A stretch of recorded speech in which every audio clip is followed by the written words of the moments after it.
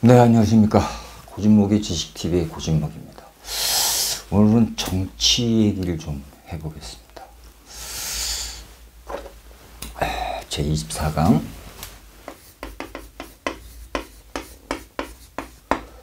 대통령 윤석열은 과연 탄핵될 것인가?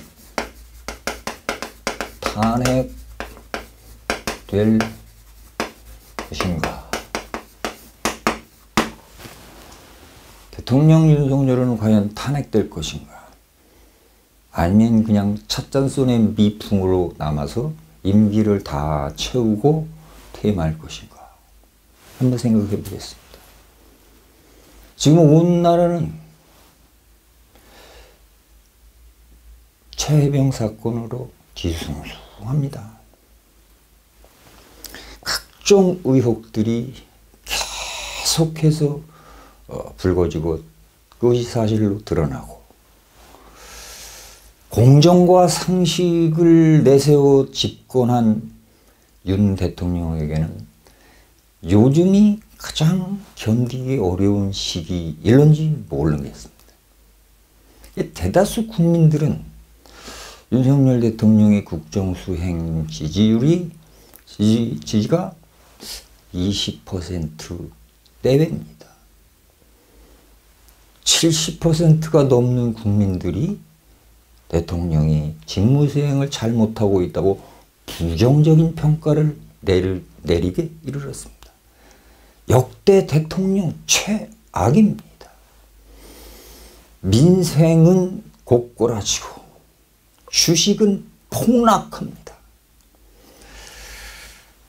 하루 벌어 하루 먹는 사람들의 삶은 점점 곤란해지고, 부자들이야 아무 영향을 받을지는 않겠지요. 자, 이 대목에서 우리는 과연 윤 대통령이 탄핵이 될 것인가? 국회에서 탄핵을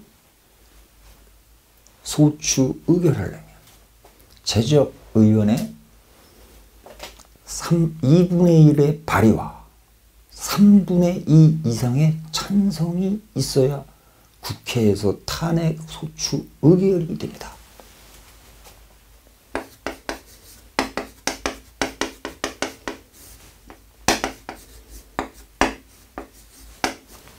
탄핵, 쏠탄, 탄입니다. 탄, 총알이라는 뜻이에요. 총알이. 이게 캐물을 핵자입니다.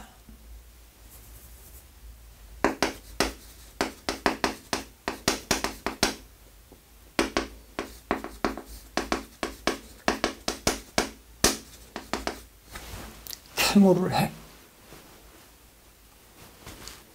어떤 사실이 있느냐라고 주상과 같이 캐묻는다는 얘기죠. 마치 총을 빵 쏜 거죠.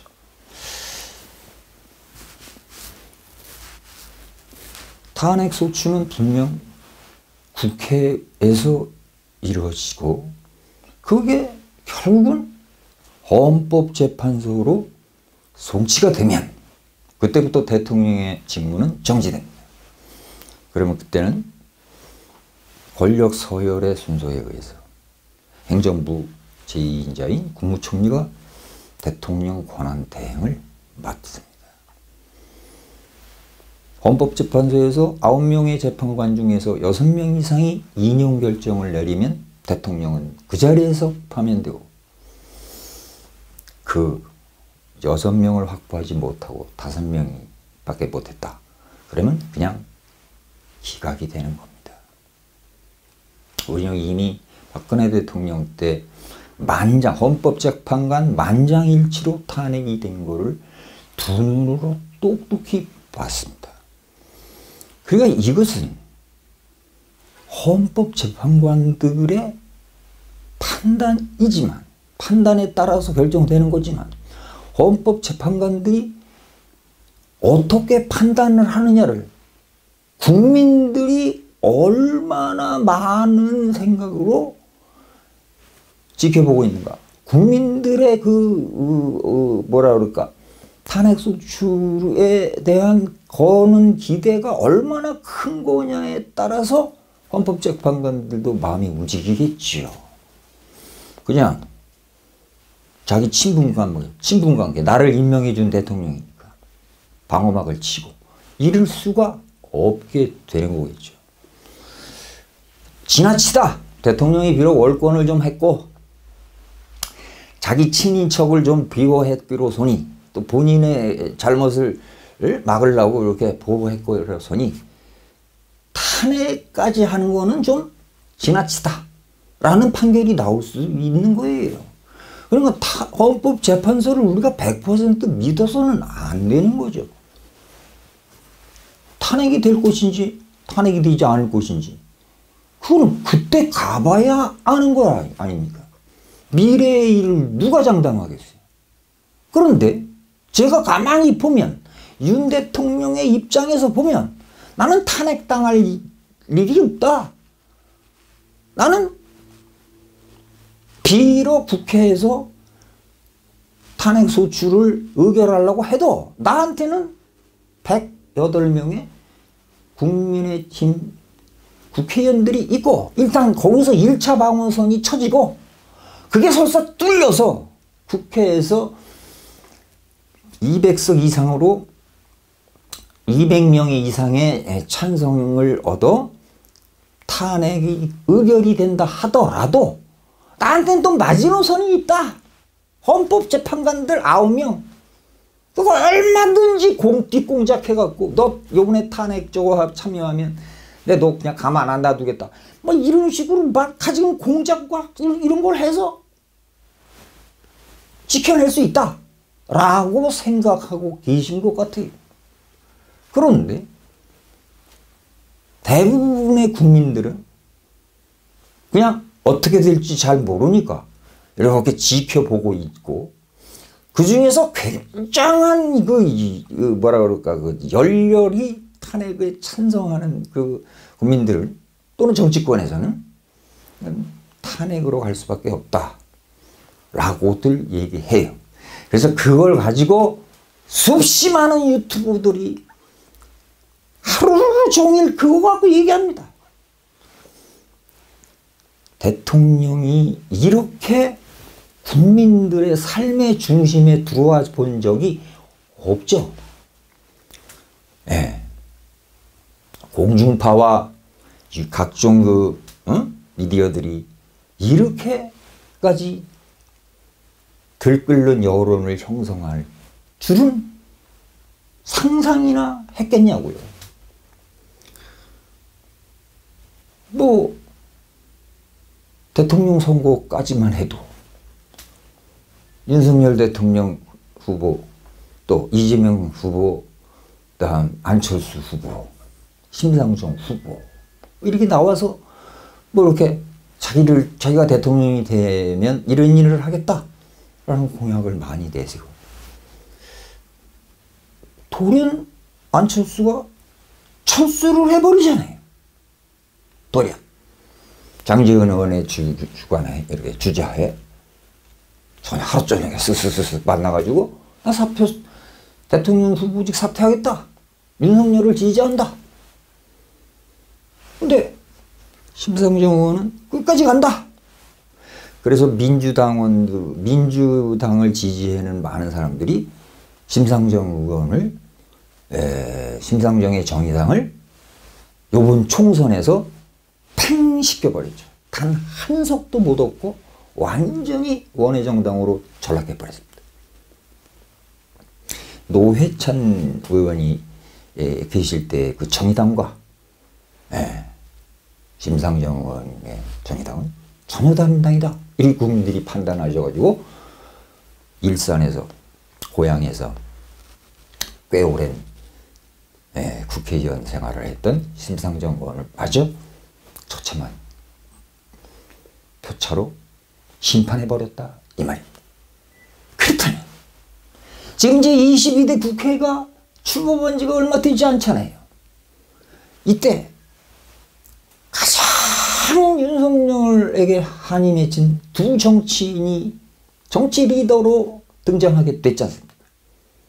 한 분은 뭐 잘 아시는 조국 혁신당의 조국 대표와 또 한 분은 지금도 핍박받고 있는 더불어민주당의 이재명 대표.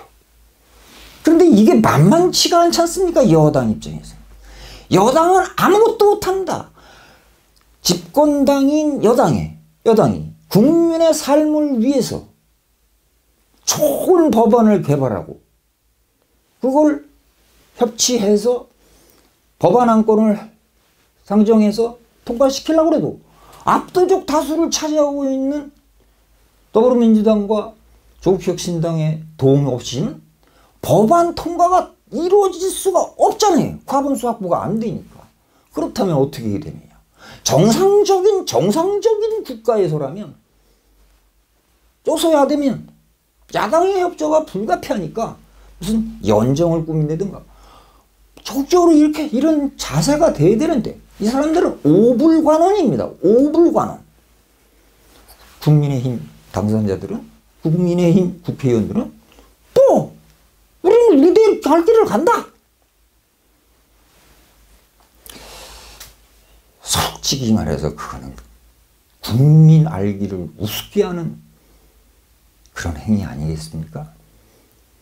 어쨌든 간에 야당의 협조 없이는 국회 예산안 통과도 어렵고 모든 경제 법안이든지 무슨 법안이든지 간에 통과시키기가 어렵잖아요.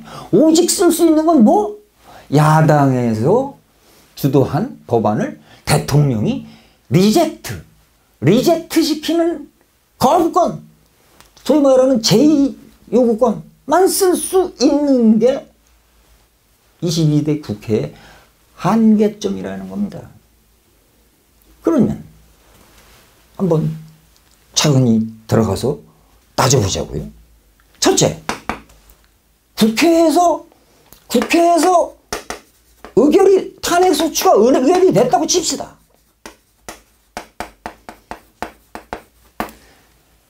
간신히 200명을 넘어서 3분의 2니까 200명 이상의 찬성을 얻어가지고 탄핵소추안을 의결해서 헌법재판소로 이관을 했다고 치자고요. 그렇다면 과연 헌법재판소에서는